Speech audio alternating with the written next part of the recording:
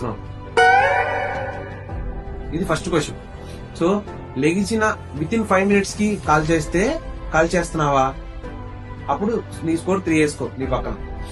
లేదు within first 30 minutes score 2 వేసుకో. ఇదే 30 minutes దాటిన తర్వాత కాలుస్తుంటే స్కోర్ 1 వేసుకో. ఓకే, ఇది 3, 2, 1 వీటిలో నీకు ఎంత వచ్చిందో పక్కన రాసుకో స్కోర్.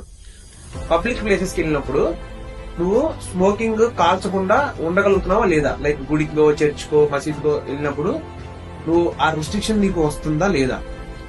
నువ్వు ఆపుకోగలిగితే స్కోర్ 0, ఆపుకోలేకపోతున్నావు అంటే స్కోర్ 1 వేసుకో పక్కన. Second question.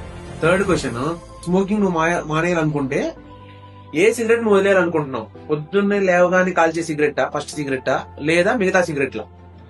ఇన్ కేసు పొద్దున్నే లేవగానే కాల్చే సిగరెట్ నువ్వు ఆపేయగలను అనుకుంటే ప్రాబ్లం లేదు, స్కోర్ 0 వేసుకోవచ్చు. లేదు నేను అది మాత్రం కాలుస్తాను మిగతా వదిలేస్తానంటే నువ్వు బాగా ఎడిక్ట్ అయిపోయావు, నువ్వు స్కోర్ 1 వేసుకో పక్కన. నెక్స్ట్ థింగ్ ఏంటంటే రోజుకి ఎన్ని సిగరెట్లు కాలుస్తున్నావు?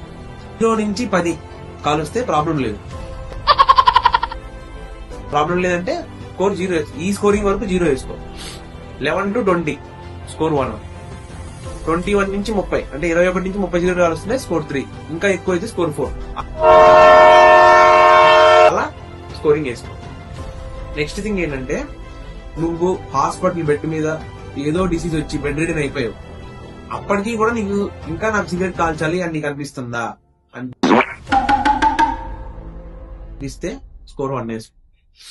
సో ఇలా ఈ క్వశ్చన్లన్నీ చూసుకొని నీ స్కోరు 7 వచ్చిందా లేదా, 7 ఆర్ ఎక్కువ ఉందా, 7 ఆర్ తక్కువ ఉందా. ఇన్ కేస్ 7 ఆర్ ఎక్కువ ఉంటే నువ్వు విపరీతంగా నికోటిన్ కి అడిక్ట్ అయిపోయావు, స్మోకింగ్ అడిక్ట్ అయిపోయావు. సో దానికి ఏం చేయాలి?